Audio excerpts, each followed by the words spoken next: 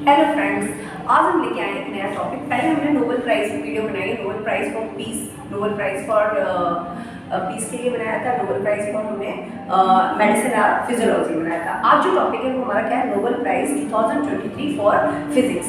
Nobel prize 2023 for physics ये भी 3 बंदों को दिया गया, 3 पर्सन्स को दिया है। 3 में से 2 are man and 1 is women. जो 2 पर्सन्स हैं इसमें 2 कहाँ के हैं, फ्रांस के हैं, और 1 कहाँ के हैं, आपके हंगरी के हैं।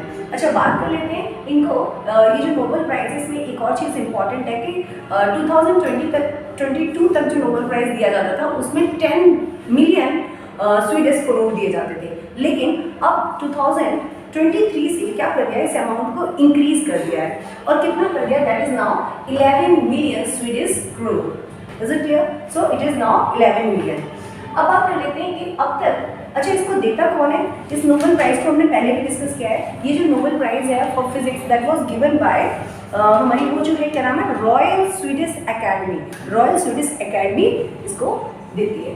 अच्छा, इससे पहले हम यहाँ पे बात करते हैं कौन 3 पर्सन है, उनके नाम क्या है। First person is Pierre Agostini. Pierre Agostini कहाँ के हैं, फ्रांस के हैं, और अभी यूएसए की यूनिवर्सिटी में वर्कआउट करते हैं। दूसरे कौन है, फ्रैंक क्रूज। फ्रैंक क्रूज कहाँ के हैं, ये हंगरी के हैं, और ये जर्मनी की यूनिवर्सिटी में वर्क करते हैं। और तीसरी जो वुमेन है वो कौन सी है, ये कौन से नंबर की वुमेन है, याद कर लेना, 5th नंबर की वुमेन है। और ये कहाँ, इनका नाम क्या है, एनी एल हुलियर। एनी एल हुलियर, और ये कहाँ की, फ्रांस की है, और स्विट्जरलैंड की यूनिवर्सिटी में वर्कआउट करते हैं।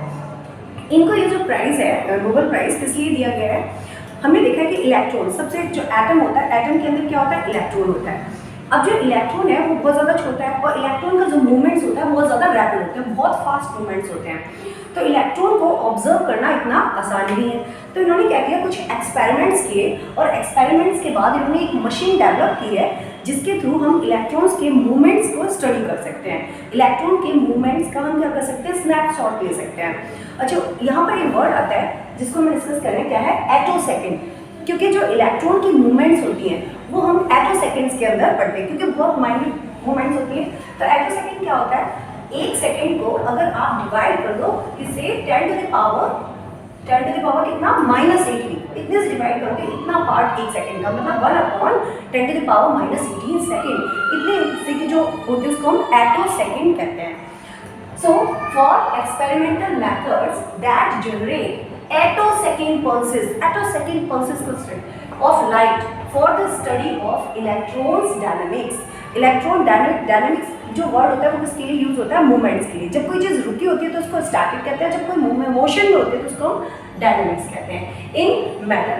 अच्छा, experiment created flashes of light that are short enough. Flashes of light मतलब बिल्कुल minute flash of light, short enough to take snapshot of electrons extremely rapid movement. जो मैंने तुम्हें बताया कि इलेक्ट्रॉन्स के जो मूवमेंट होते हैं बहुत ज़्यादा रैपिड होते हैं, तो इनको है ना एकदम से स्नैपशॉट करना, इनको देखना इतना आसान नहीं है। तो एक्सपेरिमेंट्स करके इनके लिए जो मशीन बनाई है, मतलब लाइट को हमने क्या किया है, यहाँ पर लाइट का बिल्कुल शॉर्ट मूवमेंट, बिल्कुल माइन्यूट शॉर्ट मूवमेंट को फोटो कैप्चर करने के लिए हमने यूज़ किया है। अच्छा, दूसरी चीज़ इसमें क्या है, ये जो नोबेल प्राइज़ है फॉर पीस फॉर फिजिक्स, ये कब स्टार्ट हुई थी, कब से देना स्टार्ट हुआ था, फ्रॉम 1901 से, और अब तक कितने नोबेल प्राइज़ दिए जा सकते हैं, 117 टाइम्स फिजिक्स में नोबेल प्राइज़ दिया जा चुका है।